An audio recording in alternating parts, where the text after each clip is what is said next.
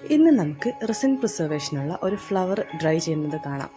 അപ്പോൾ നമുക്ക് ഇത് നമ്മളെ കസ്റ്റമർ അയച്ചു തന്നിട്ടുള്ള കുറച്ച് അവരുടെ വെഡ്ഡിങ്ങിൻ്റെ ഗാർലൻഡിൻ്റെ ഒക്കെ കുറച്ച് ഭാഗങ്ങളാണ്.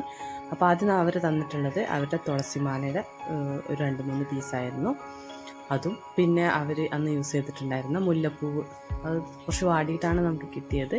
അപ്പോൾ അത് നോക്കിയിട്ട് വെച്ചാൽ മതി എന്ന് കസ്റ്റമർ ഓൾറെഡി പറഞ്ഞിട്ടുണ്ട്. പിന്നെ അവരുടെ തന്നെ 2 റോസാ ഫ്ലവേഴ്സ് കൂടിയാണ് അവർ തന്നിട്ടുള്ളത്. അപ്പോൾ നമുക്ക് എങ്ങനെ പ്രിസർവ് ചെയ്യാമെന്ന് നോക്കാം. ആദ്യം നമ്മൾ ഹ്യൂമിഡ്രൈൻ്റെ സിലിക്ക ജെല്ലാണ് എടുത്തിട്ടുള്ളത്. അത് നമ്മൾ ഒരു ടിന്നിൽ, എയർ ടൈറ്റ് ആയിട്ടുള്ള ടിന്ന് എടുക്കാൻ വേണ്ടി ശ്രദ്ധിക്കുക. അപ്പോൾ ഒരു ടിന്നിൽ ഫസ്റ്റ് ലെയർ നന്നായിട്ട് ഇട്ട് കൊടുക്കുക.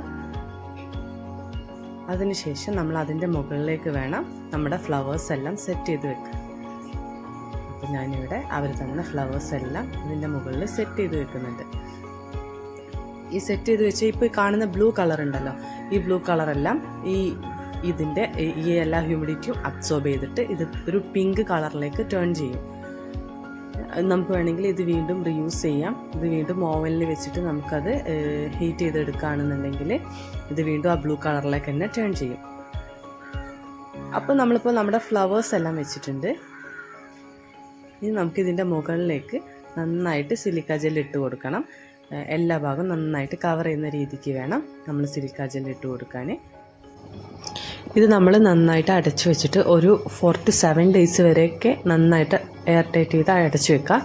എന്നാൽ നമ്മുടെ ഫ്ലവർ നന്നായിട്ട് ഡ്രൈ ആയി കിട്ടും. നമ്മൾ എത്രത്തോളം ഫ്രഷ് ആയിട്ട് ഫ്ലവർ ഇതുപോലെ പ്രിസർവ് ചെയ്യാൻ വെക്കുന്നു അത്രത്തോളം നമുക്ക് ഫ്ലവറിൻ്റെ കളറ് ഫെയ്ഡ് ആവാതെ കിട്ടുകയും ചെയ്യും. ഇനി നമുക്ക് ഇതിൻ്റെ റിസൾട്ട് അടുത്ത വീഡിയോയിൽ കാണാം കേട്ടോ.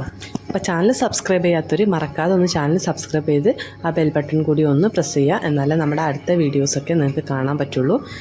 കാരണം ഇനിയാണ് നമ്മുടെ റെസിൻ വീഡിയോസ് എല്ലാം വരുന്നത്.